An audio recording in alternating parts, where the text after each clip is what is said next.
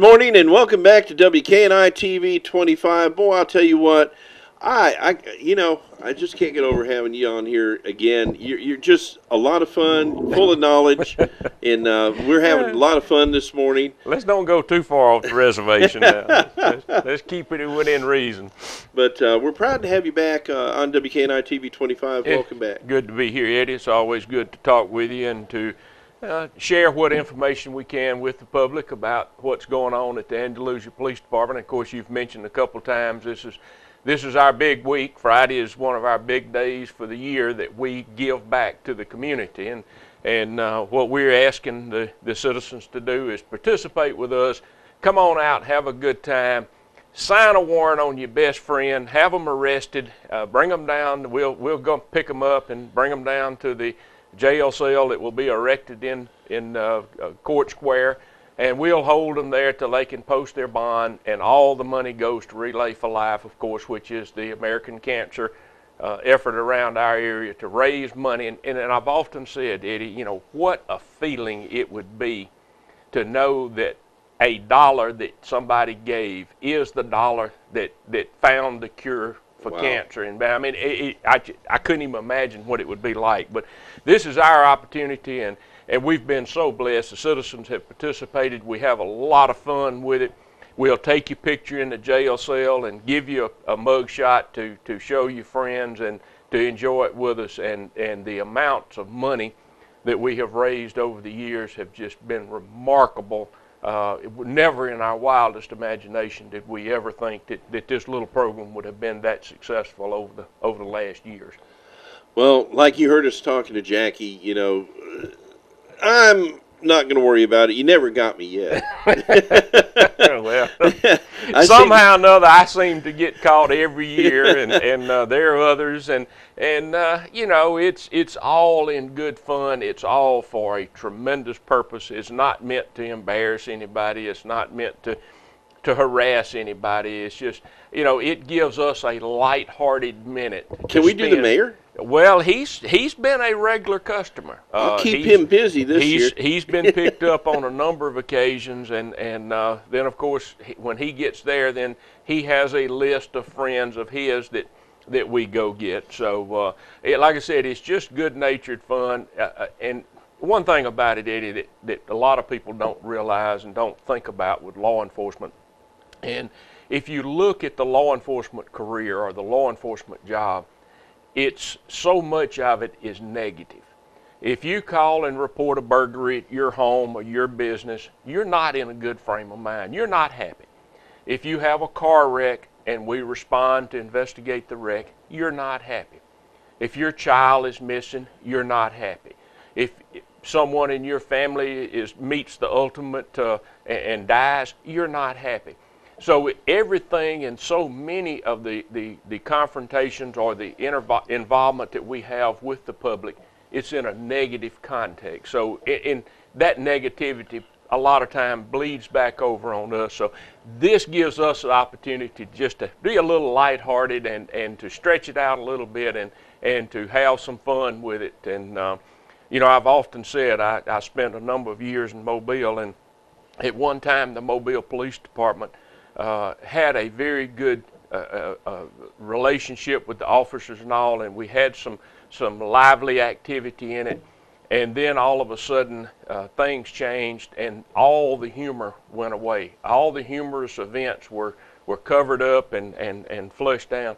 And an organization without some level of humor is a sick organization. So I'm happy to say that my philosophy in management is that we have some level of humor in the department, something that we can laugh at, and that helps offset all of that negativity and all of those down feelings that we have. So please, come on out, come sign the warrant, come by the police department, we'll fix you up. You sign the warrant, you set the bond on the person that you want picked up, and then our officers will go out and pick them up, bring them to the jail, and they will have to post that bond before they can leave. What if you can't post the bond? There comes a point in time, you know, we've had some people that have brought the toothbrushes with them and all, but there comes a time when we have to make some arrangements. But do you feed them while they're there? No, well, no, little water water, but that's about it. You sound like the sheriff now over there in Covington County, according to reports. We had a situation that happened a couple of years ago. It was one of the most unusual that we've had. A group of employees at a local health facility signed a warrant on one of their co-workers. And we went down, picked her up, and brought her on. And these ladies had set an exceptionally high bond. Wow. It was high for what we were talking about. We have bonds from 50 cents on up, Eddie, so there's no set amount. And there were 4 or 5 of her co-workers showed up while she was in the dog kennel. This was when Mr. Tisdale allowed us to use one of his buildings one year, which is not vacant anymore. So we had her in the dog kennel, and she stayed there about 4.5 hours. And her friends stood outside and enjoyed the event. But they were heckling her. Let's get down to brass tacks. And they let her stay there the entire time. The irony of it all was they had the bond money in their pocket the whole time. They could have bonded her out, but apparently they decided she needed to stay where she was. So we have all kind of things. So it's all in good fun. It's not meant to, as I said, to embarrass anybody.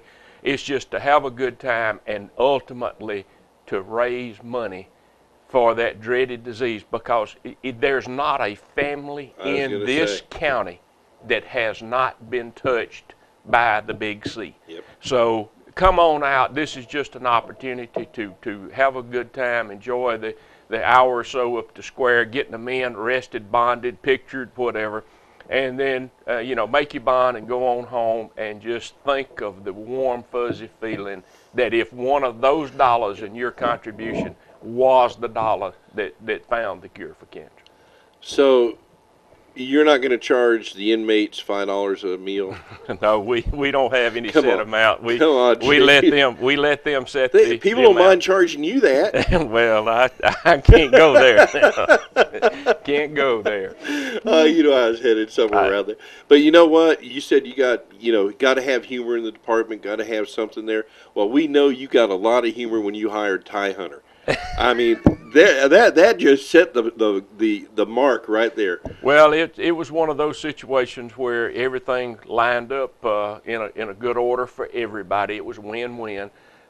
We had personality. We had a vacancy, and Mr. Hunter came in and talked with us, and he was worried about, if he was qualified or if he had a chance at the job. He's never qualified. And we assured him that all we were looking for was qualifications, and it didn't matter who he was. And we wasn't going to hold it against him that he was a disc jockey, but it's amazing how many people we have on the street.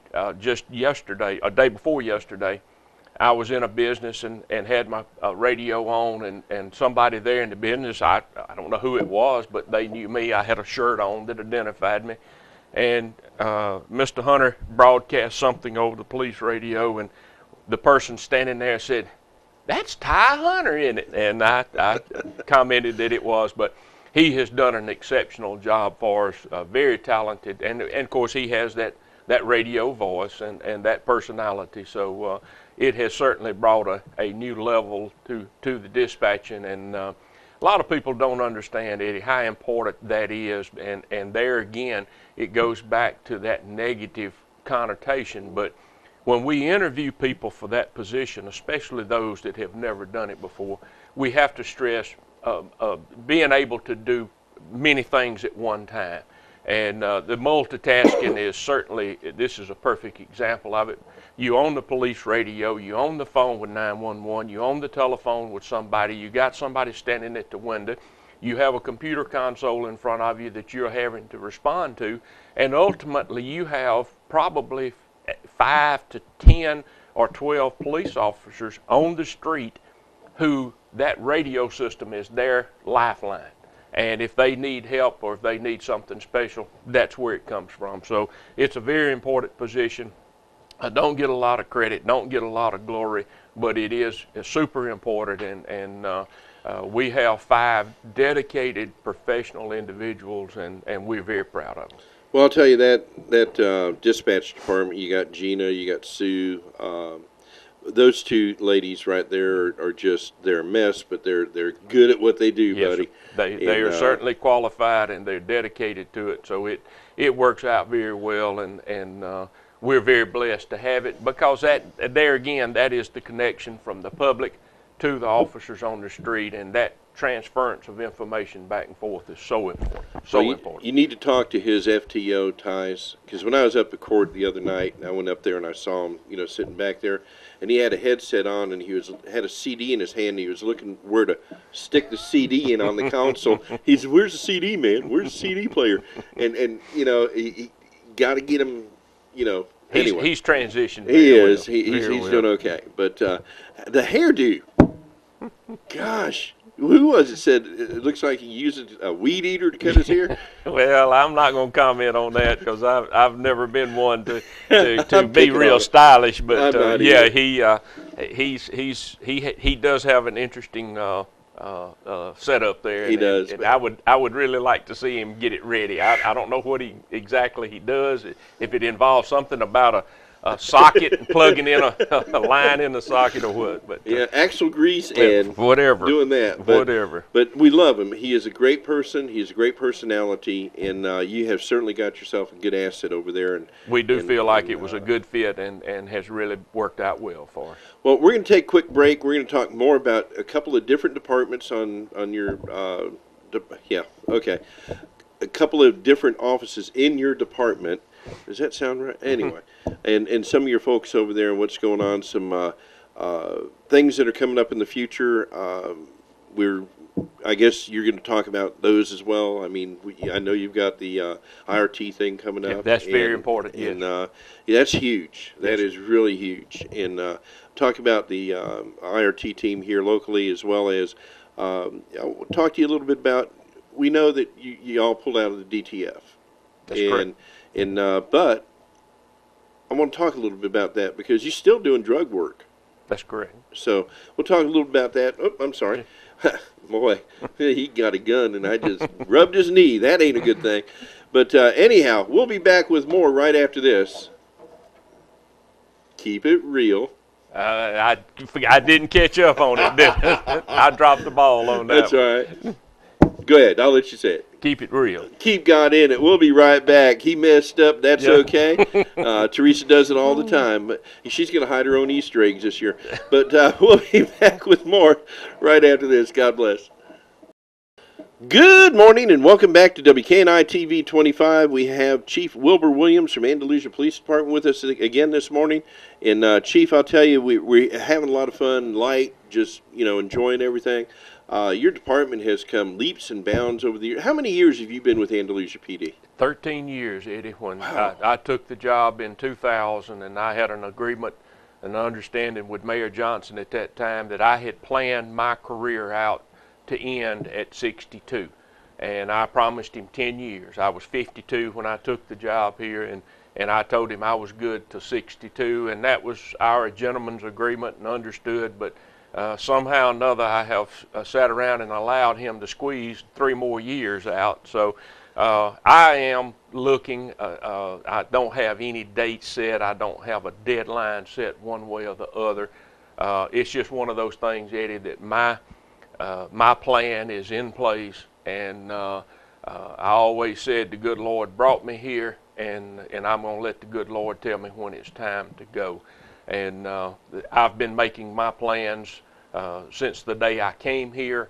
And certainly, like I said, I'm 3 years overdue right now. But we have been very fortunate. I've been blessed so far beyond my deserving, Eddie. When I came here, the mayor and the council insisted on a couple of things. And what they wanted to do was to bring the Andalusia Police Department into a position that they felt comfortable with, that the people of Andalusia, and that's ultimate, they're my bosses. Those are the Earl Johnson is my main one, but I ultimately answer to the people. And they wanted the department brought into modern times to really bring the level of training and the ability to provide police services to this community that the community deserves. And that's the first thing that I took, the training. And of course, we have been so blessed with the financing that was made available to build the training center. It's unlike anything in this part of the state. There's nobody else, and it has just brought the city of Andalusia and the police department to such a high standing. And and that was the ultimate goal. I wanted to set the standard. I wanted to be the department that says, okay, here we are. Now all the rest of you, you have two choices. You can languish in mediocrity, or you can pull your bootstraps up and come on and join this journey with us. And of course, we have accumulated so many thousands of hours of training already at the training center. And what my goal was in the beginning, you can go out here and get training for your law enforcement that meets the state's requirements, from basically teaching them how to twirl a baton and carry it in a holder to up to criminal law and stuff. So my position is this: the citizens of Andalusia pay good money in their taxes. Their dollars are just as good as any other community. And what always got me was the philosophy I was faced with when I came here and took this job was that something significant happened, call somebody else. Don't hold, no, I'm not responsible. I can't do that. I'm not qualified to do that. Well, in this day and time, with the availability of technology, that was about the most lame brain excuse that I had ever heard. So I made it my objective to grab the bull by the horns and to establish that line, to get those qualifications up. And we have some very, very talented people, and it's just not me. I mean, I do push some people around and put them in positions, but the actual work that's being done is being accomplished by some very talented individuals. We're very fortunate. We've been able to do some things, Eddie, that astound me. I mean, I came from a big department. The Mobile Police Department was 550 officers at the time. The investigation division, when I left the Chief of Detectives, Mobile Police Department, I had 100 and some odd detectives that worked, that I was in charge of on a daily basis. And during the 80s, I spent almost 10 years as a homicide investigator and was involved, or have been involved, in over 600 murder cases. An average year in Mobile during the early 80s, when we were getting the homicide unit started, we were having 50 cases a year plus. There were 3 of us. I don't care how you cut that pie up, it's a plate full for everybody. We're fortunate here in the city of Andalusia. We have not had a murder case since Labor Day of 2002, and I constantly knock on wood, because that's such a wonderful record to hold. I mean, nobody objects to that.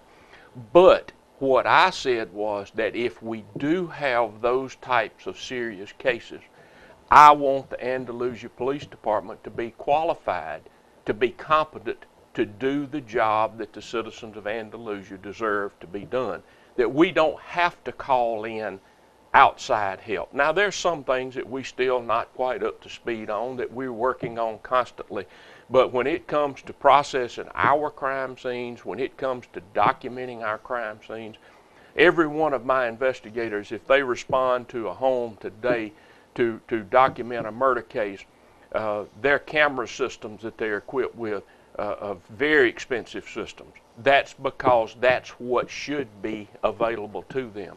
The fingerprinting work, the capturing and recovery and documentation of it, they have the latest stuff. They have the latest training. And a real unique story, used to, or several years ago, it was necessary for us to go to North Carolina to Searcy Corporation to get the best training for processing crime scenes. So I send one of the officers up, Captain Mike Boland was the one that went. He goes up for this week school, and it's an expensive class. He gets there and finds that the guy that's in charge, guess where he's from? Andalusia, Alabama. Has family ties in Andalusia. Well, as a result of that and working with Searcy, they now, what they call, export their classes. They come here. If they teach a class in the state of Alabama, it will be taught here at the Law Enforcement Training Center. And so it reduces the cost for departments. They don't have to go spend a week in North Carolina. It's easier to come to Andalusia. use the facilities that are available here, and still get that high quality training. We don't go into this, somebody said something about the other day, there was a motorcycle gang class in Montgomery, and everybody was chattering about going to I said, now wait a minute. How many instances of motorcycle gang problems do we have in Andalusia? If we had a problem, we would address it. But why would I want to waste my valuable resources on sending officers to a motorcycle gang class when we don't have that problem? Now, we do have a problem with our officers understanding criminal laws. That's constantly evolving, constantly changing with court decisions. We offered a class 2 weeks ago with one of the best defense attorneys around in this part of the country for handling use of force cases. He specializes in those. He's not only an attorney, he's a sworn law enforcement officer in the state of Alabama. He volunteered to come to Andalusia and do an 8-hour class on constitutional law to teach the patrol officers, the investigators, to help them understand those court decisions that affect everything they do every day as a police officer. And we filled up the class. So we had 40 some odd people. But other than some of the, my folks, I put everybody I could in it. It was off. All my investigators attended. And there were people that didn't even take advantage of that and it was available. And that's what's so frustrating. It's not to criticize people. It's just so frustrating that we need that.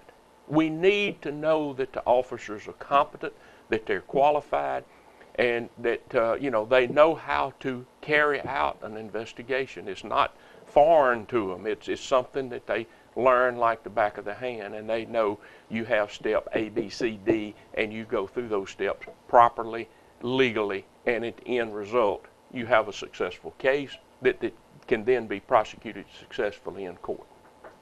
But we're very fortunate that you mentioned the IRT. We're going to go to a commercial. Take a breath. Okay. You know me. I'm passionate. I get excited when I talk about the police department. And just inhale, and we're going to take a commercial break. And that's why we love you. And you don't mind coming on and sharing with the community what's going on. You never hide nothing. Well, it's the police department, not the secret police department. So. Don't get me started on that one now. When we come back, we're going to be talking maybe about some secret police department here. Anyway, I'll get you in trouble yet. But anyway, folks, remember what Teresa says. Keep it real. Keep it real. Keep God in it. God bless you. We'll be back with more. Good morning and welcome back to WKNI TV 25. We have Chief Wilbur Williams from Andalusia Police Department with us again this morning. And Chief, it's always a pleasure to have you here. Lots of information going out. We've covered everything from having a good sense of humor in your department, which I know you do. Arrest a friend. That's the most important thing this week. That's right. And we're going to get out there and we'll help you any way we can. But, unfortunately, you can't come across that line over there and come get me, see? And you better not. No. Don't even try it, okay? Is there some... Remember, that's on a Friday. That's on a Friday, which is what? Good Friday. Yeah, it's a payday. Payday. Okay. Thursday's payday this week. No, Friday. Yeah, we may not be here, but it's payday. Chief, you've got several different departments, offices in your department. And you've got good leadership in all of them that I feel personally. There's not one over there that I have any question of or any minds with. They're just good people, and they're qualified in what they're doing. One of the guys I want to bring out real quick. You never hear about him that much. There's two of them actually, but you've got Mike over there in your IT department or computer department. He gave us what is that site called? Teresa, that you go to? Oh, okay. Andalusia Police Department. It's got The crime stats. the crime stats, and we read that every Monday on the air. And anybody can go to it. All they have to do is go to your website, which is Andalusia Police Department, AndalusiaPolice.com. AndalusiaPolice.com, and you can click on it, and you can see all the different areas where the crime is. It gives you stats, and it gives It's almost a real time live. There's a little delay in it because the computers have to get it, and then the company that provides that service for us has to extract it. But that gives you a bird's eye view, or to be able to see what crime is happening in Andalusia. It's a great thing for somebody thinking about moving here. Well, and that's exactly the reason that we invested in the effort in it to put that out, is so that people will know. And UCR, Uniform Crime Report, comes out once a year. It'll be out probably about June. It takes about 6 months to get all the data refined, and it takes that long for the FBI. That gives you the current year, and being 12, and then it also shows you your comparison over the years. But one of the most important things, after you see what's happening, then you have the opportunity to look at clearance rates. And that's the most important measure to me, is because, and I use the example, things are going to happen. We could put a police officer on every corner of the street in Andalusia, and we would still have some theft problems and some burglary problems. But the most important measure that I want my department judged on is by the results of the investigations. This goes to show you how active and how into it your investigators are, that once the incident happens, what do they do with it? And for last year, for example, the national average and the state average of clearance rates on burglary, that's where if somebody comes into your business or your home at night and steals something or breaks in, then that's burglary. And the national average is about 15 to 17%. The state average is about the same thing. Last year, the Andalusia Police Department cleared 40% of the burglaries that happened in the city. And what we do is we take the 10 cities in Alabama that are comparable in size to Andalusia. It's not fair to compare us with Montgomery. It's not fair to compare us with Mobile. So what we do is, when we give the council our report of crime in Andalusia, we extract our statistics and the 9 other cities that are comparable to us in size. And that gives us an excellent measure. And year after year after year, I'm so proud to be able to show what our police officers are doing. Not only are we in the lower categories of incidents of crimes in those 10 cities, but then when you look at the clearance rates, we're in the top category of those cities. And last year, there was one category in clearance, we were number 3. The other categories of 7 categories of crime, we were either number 1 or number 2 in the state in those particular categories. So it's very important to us, but that gives the citizens an opportunity to look. And like you said, if a prospective merchant or business developers looking here, then that's something to look at. That's an extremely important quality of life issue for our area to consider. Well, Chief, I know Mike is always real good with us when we call over there and talk to him about it, and it's a great resource for the media as well, because you can get an idea of what's going on where. You can kind of put dots together, reading JDR like we do, and hearing about so-and-so, and we know so-and-so lives on Crescent Street, and you see the incident there. It kind of ties, things together for you. Well, it's so important, and as you know, things have changed. Technology changes so fast, and now everything is internet-based. So we have to stay online. Our dispatch, our connections with Montgomery, submission of our fingerprints. Used to, if I arrested you and took you down and rolled your fingerprints on a card, it would take months and months for those records to catch up in Montgomery to the FBI. Now, if I take you in and fingerprint you on our system, within 20 minutes, I know whether or not you are who you say you are based on fingerprint records. That means that fingerprint is captured here in Andalusia, is sent to Montgomery, and the computers in Montgomery compare that print with prints already on file, if you've been printed before, and you use one name and you're arrested again and you use another name, then within 20-minute period we know it because everything's done on the computer. So and that's another one of those things that technology, because of a grant some years ago, we were able to get to that level. We were the first department in the state our size to transmit our records on the internet. So there again, we're just a little ahead of the curve. Well, excuse me, a couple of years ago, out at Pier 7 Road, across there on 29, there was a trailer back up in there, and it was a meth lab, I believe it was busted, and they found booby traps out there. And you have a gentleman on your department by the name of Mike Abraham. Another Mike. Mike. Yeah, another Mike. And he's trained in explosives and things like that, and you loaned him, I guess, to the response team that went out there.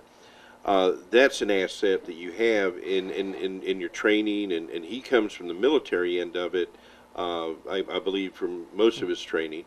And they had the robots out there that had to come all the way from Dothan, out here to go do that. I saw something a couple of weeks ago over at the EMA event out at the Kiwanis building. I saw robots out there coming out of an Andalusia vehicle. Are they ours? Yes, sir. We haven't released the news on it, Eddie, because there was a period of time of training and becoming familiar with it. This is another advantage or another aspect that we do, is taking advantage of surplus military equipment. We've gotten, with last count, we're approaching about $1.5 million worth of equipment that we've been able to secure from the military surplus. And we had gotten a robot a couple of years ago, but in transition and in transportation, we lost the control panels. And we had been watching, and of course, as the war's being scaled back, and a particular model of robot was being discontinued by the military. And so they called us and said, come get you a robot. Well, there wasn't one, there was two. So now we have two fully functional robots. Officer Abraham is a tremendous asset to us. We haven't gotten him to the level that we want him. We want him as a certified bomb tech. Is the ultimate goal, but that requires an awful lot of training, and it's only offered so many times a year. So we're in that cycle. He certainly provides us with the opportunity to assess a situation and determine, do we need to call Dothan, or can we go ahead and safely handle it locally? And you mentioned loaning him out. Yeah, and Eddie, that's the thing about it that so many people seem to not understand with my philosophy or the way we do it. Anything that we have is available to anybody that needs it. All they have to do is call us. We had an opportunity a few years ago to get some federal money to develop a dive team here, and some local people said, why would you want a dive team? You only have a couple of small lakes in Andalusia. And that was such a perfect example of seeing small, of being trapped in that little bitty box. I wasn't looking in the little bitty box of Andalusia. I was looking at at a much wider area. And as a result of that, we have two highly qualified divers, one of which is even certified through Homeland Security for weapons of mass destruction and all kind of nasty stuff that he's qualified to handle. But we also have a boat. We have some sonar equipment that we've been called out 7 times, and out of the 7 times that we've been called out, we've located 4 bodies. And at the initial call out. So this was what I was looking at. I wasn't looking at the minute, the micro. I was looking at the macro picture, the wide area, and as a result, that's 4 families that the time they had to stand on the banks of the lake or the river and worry about where their loved one was. That time was reduced to a shorter period, and that's what I was working forward, and that's the reason we do it. Chief, we're going to take another quick break and come back, but when we come back, I want to talk about that IRT team. Yes, and the event that's coming up. And I want to, don't go into great detail on it, but I just want to touch on the DTF thing. You know, we've talked about it many times, you and I, and you know, it's no big secret. I mean, it seems like it's a, you know, it's economics and you know, business, and you know, maybe have been more made of it than was Yeah, actually was, Eddie, and that's the sad reality that it was. That's why I don't want to spend a lot of time on it. Yeah. But we'll come back. We'll talk about that fine IRT team we have. And your counterpart, Chief McDonald, came on and talked about it a few weeks ago. And but there's a big event coming up, and a lot of people getting involved in it. Yes, And it's widespread, and we certainly appreciate it. So love to talk about it. And keep it real. And keep it real. Keep God in it. We'll be right back right after these messages. We want to thank y'all for tuning in and watching the show with Chief, what's his name? Williams. God bless. We'll be right back. Good morning and welcome back to WKNI. Chief, it's 37 degrees outside. It was a little chilly this morning. A Chipped little the ice frosty on. on it. Yeah. Little frosty, yes Had it to was. put that, what do they call it, the de-icer. De-icer, Yeah, yes, on sir. the windshield. But, boy, I'll tell you a quick story. Florida is where I'm from, in Tampa, and we had a hard freeze one year, and I can't remember what year it was. But anyway, my dad used to go out with a pot of water and throw it on the windshield and hit the windshield wipers and take the ice off. Well, that's good for frost, okay? But when you have hard embedded ice down in the teens for several hours, my dad gets up in the morning, and I had never heard my dad cuss as bad as he did that morning, but he took a bucket of hot water, threw it on the windshield, and the windshield was gone. It just totally disintegrated. And we're all kids, and my mom is sitting in the house. What's going on out there? And we walk out, and he's screaming and yelling and pointing at the car. So don't throw hot water on your windshield. And there's a second thing to that, Eddie, because I know our ages, I'm a little older than you are, and you're talking about that. They didn't have those companies that came to your house and fixed that windshield. Oh, no, they did. So You had that to meant drive a that drive there. So put your goggles on and keep your mouth He closed. was not a happy camper that day. Yeah. And he drove to work. He had to drive 52 miles to Mulberry, Florida to go to work that morning. A little chilly. Yeah. And when he got home that night, we were all very well behaved. But anyway, let's get away from that and go to something here. All right, we talked before we went off. Real quick, don't spend a whole lot of time on it, okay?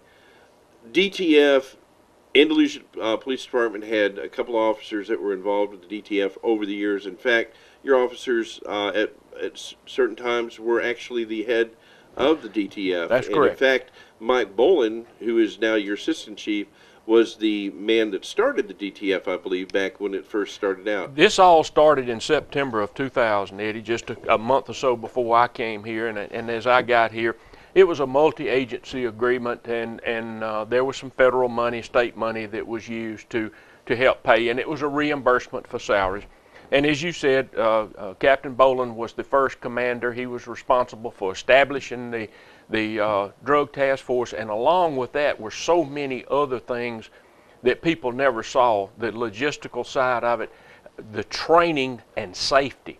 Because a lot of people, and back then when we used the old red phosphorus method, meth labs are not nearby as dangerous today as they were back in 2000. And it was necessary to establish some elaborate training programs. We got a meth grant. We were able to, the city was able to purchase the latest safety equipment for all the task force members, not just the two that represented Andalusia, but the other agencies too. We bought the Tyvek suits. The city even bought a truck to have that was envious. Every agency around was envious of our truck because it had everything that they needed.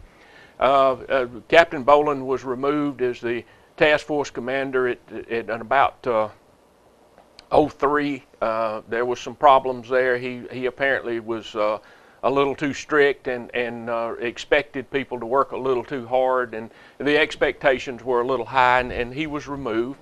And then the next commander that was selected by the board was Lieutenant Paul Dean. He was a sergeant at the time, and then Paul ran the task force for another couple of years, and then there was some dissatisfaction with his management style, in addition to that, and he was removed, or I brought him back to the police department.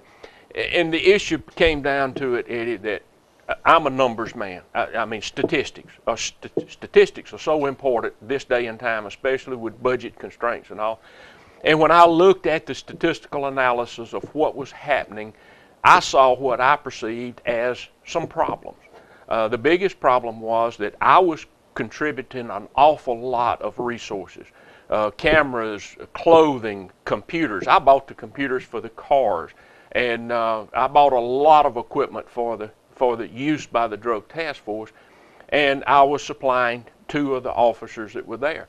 When I looked at a breakdown of the work product, a significant part of the work problem was outside of the jurisdiction of the city of Andalusia. And it was almost as if you would think that there was no drug problem in Andalusia, there were no drugs in Andalusia. And you know, I would pitch me a little hissy fit every once in a while, and they would all meet and said, yeah, we've kind of drug around, we'll do better. And they may apply a little emphasis in Andalusia. And there were some complaints with the other incorporated areas that they weren't getting the attention in the cities as they were out in the unincorporated areas. And I continuously brought this issue to the board. I asked for some help. I asked for some adjustments in schedules and how things were done.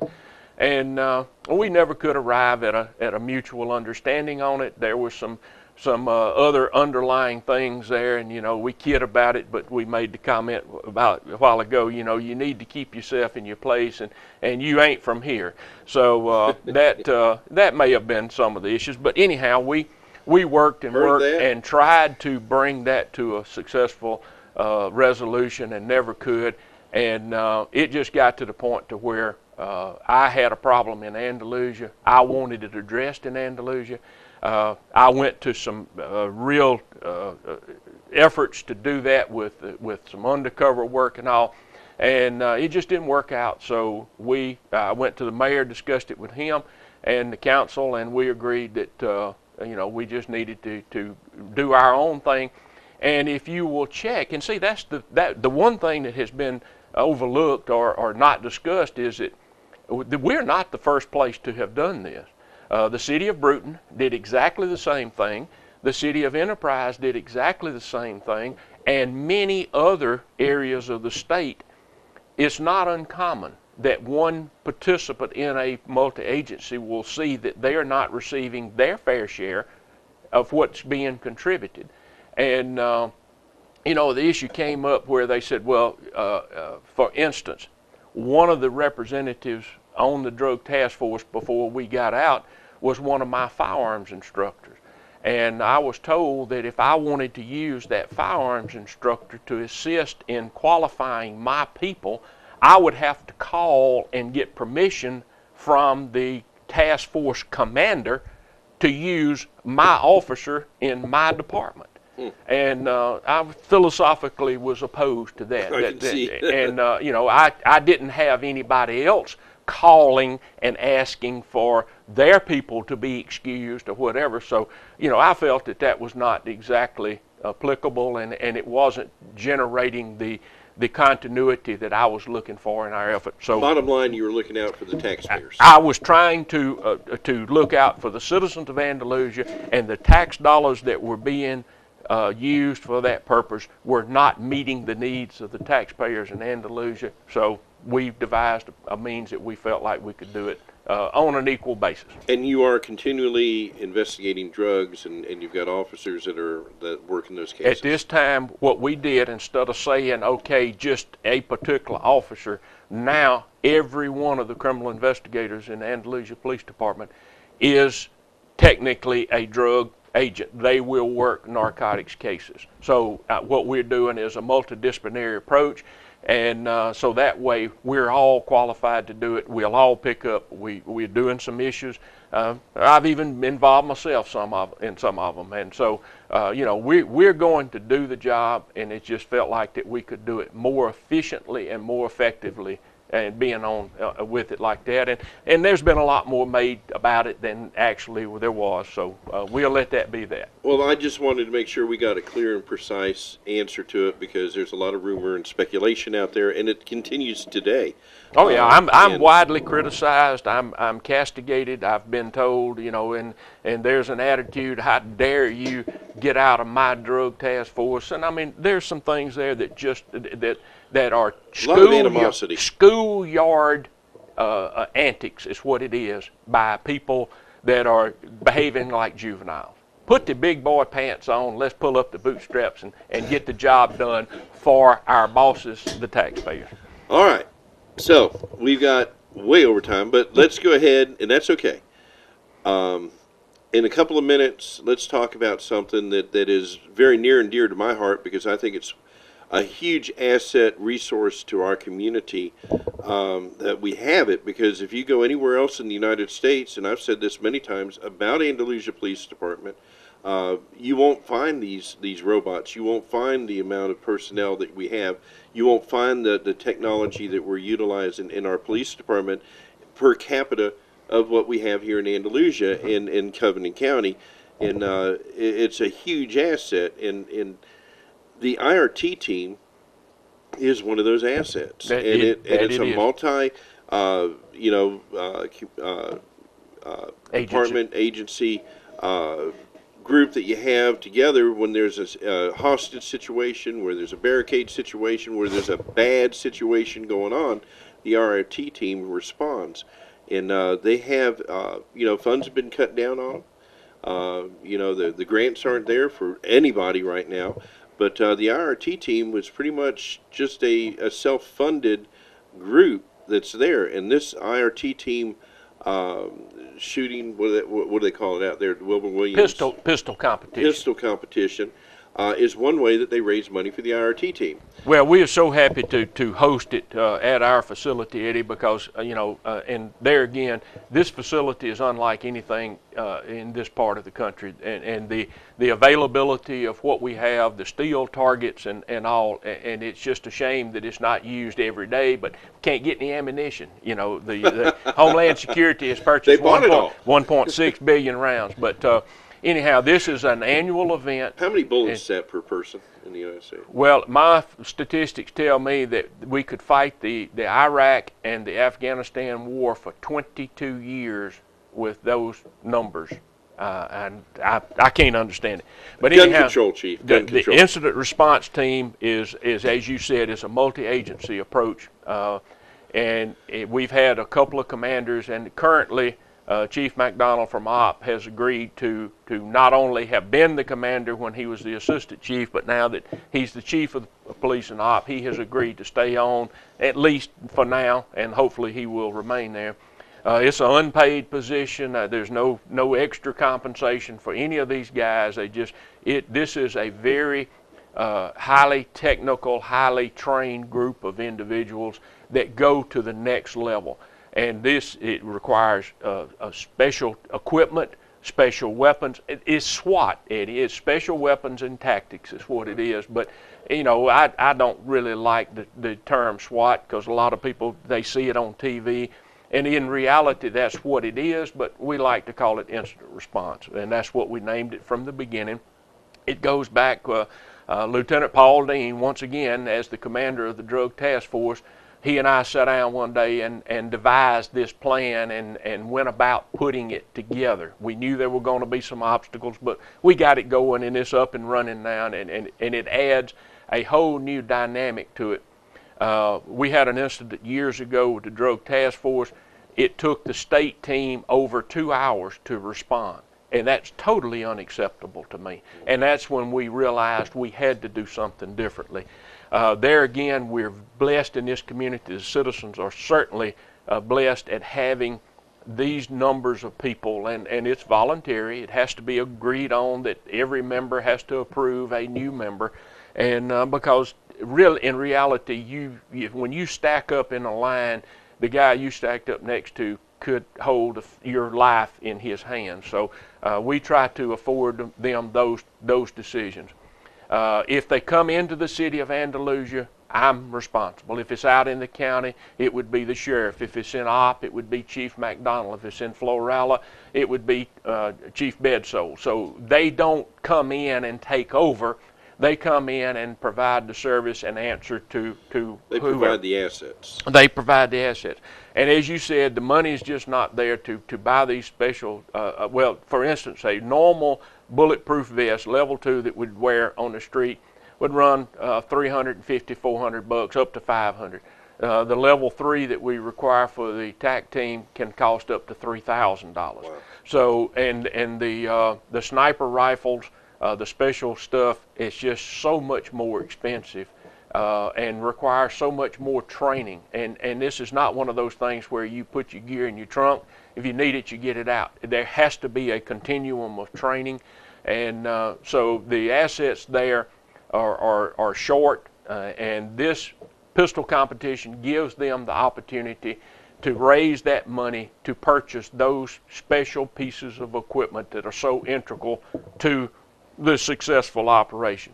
You know, we make our big truck available to them. It has all the communications equipment in it. It's available at any time. Everything we have, the robots, the Humvees that we have, the Hummers that can go to isolated places, our four-wheelers, all of that's available to them. It just, you know, all they have to do is pick up the phone and say, Chief, we need it.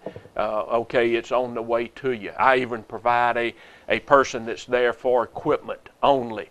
He's not an operator. He can be if he needs to be, but his duties are nothing but equipment maintenance and getting the equipment there and getting it set up so that they don't have to. It's another Mike. And there's another Mike. But they're the ones that we did the school shooting, the active shooter training here a few weeks ago.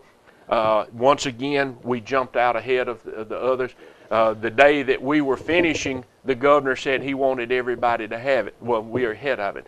So school security is very important to us in Andalusia. We spend an inordinate amount of time working with that. And Superintendent Watson we are on speed dial with each other, and we've done some things that we feel like are going to help protect our children, and as we know, that's our most valuable resource.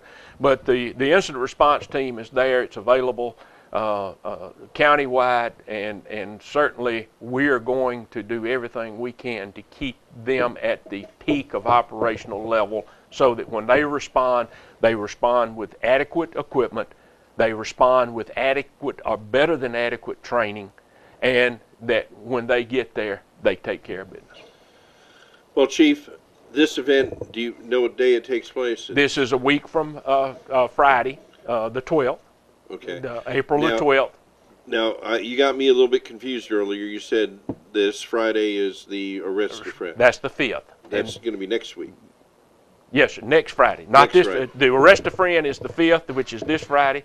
Or next Friday, next and Friday. then the next Friday. You got me. Yeah, I didn't look. You're going, wait a minute, Easter. Yeah. No, this is Easter weekend, and it's the 5th. Okay. 5th is Arrest a Friend, and the 12th is the. And for any business, please, if you're a business owner and you want to contribute, we have sponsorships, or even citizens, private citizens can do it.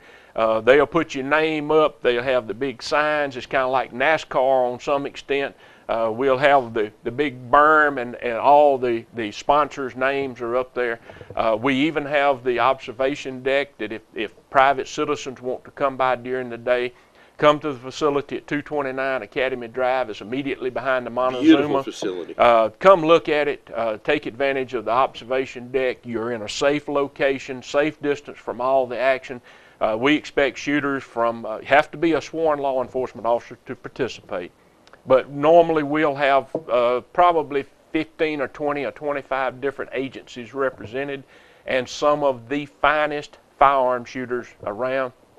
Quick note, the ladies, we do have plans that we're trying to finalize now for our ladies firearms instruction classes.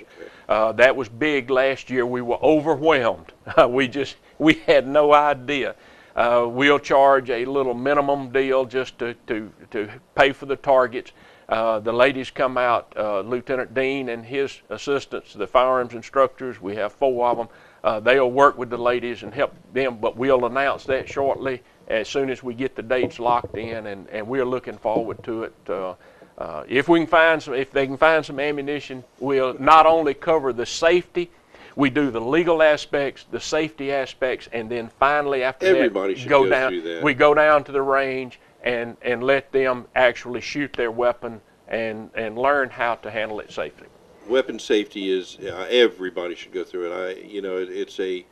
It's well worth it. Tremendous important. Yes. Tremendously important. Well, Chief, we can't thank you enough. April 5th, which is not this Friday, but the following Friday. Thank you. Arrest a friend, and just make sure that Jackie Neer does not get in that class, okay, for women. Firearm. Until after, okay, because she's going to be spending a lot of time in your jail. Well, I learned early on in my marriage and my career in law enforcement, Eddie, when I saw how good my wife was with the pistol, I kept the gun in one location and hid the ammunition. There so, you go, Chief. Maybe that's what the federal government's doing to us. They're letting us have the guns, but they keep it. If you don't have any ammunition, the gun's that not might good, be so. it.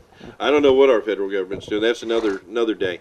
But Chief, thanks so much for coming on. Thank you, Eddie. We surely appreciate it. We appreciate the opportunity, and like I said, if people that don't know me, I'm passionate about issues, and the police department is my life. 41 years.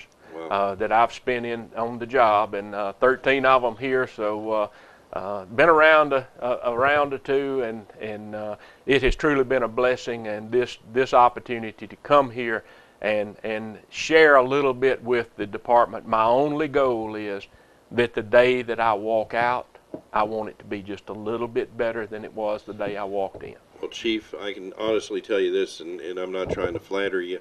That department is miles and miles ahead from the day you walked in it.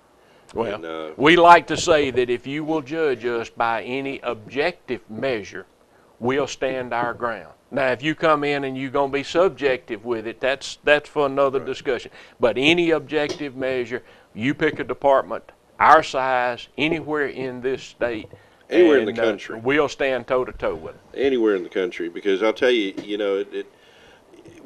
we're just blessed. But Chief, we got to get out of here. We're way over the budget. But thanks again for coming on, and y'all be safe out there. And I'll give you some, get everything set up for the warrants for, let's see. We're going to definitely do Ty. We're definitely doing Gina. Andy Wiggins, okay, over at the city. What's her name? Pearl? Pearl? Yeah, Miss Pearl. And, we got a whole list of people we're going to pay in $2 for. Yeah, well, So, come it'll be see us, good- be a sign the good warrant, cause. arrest a friend, relay for cancer. God bless y'all. Chief, With that, keep it real. keep it real. Keep God in it. I'm gonna write it out here so I'll have the I chief was going notes. to do that earlier, but I'm having too much fun with it. But, folks, Chief Wilbur Williams, let me tell you something. If you have a question, you want an answer, when you dial 222-1155, you get a menu list. And that menu list says, for administration, press 1. For Chief Wilbur Williams, press 1. And I guarantee you, if he's there, he'll answer the phone Yes, sir. personally. Leave me a voicemail and I will return my call. That's right, and you do. God bless you, Chief. Thanks for everything you do. Thank you, Eddie. Appreciate it. See you tomorrow morning right here. Same time, same place. We're going to have Joanne Armstrong.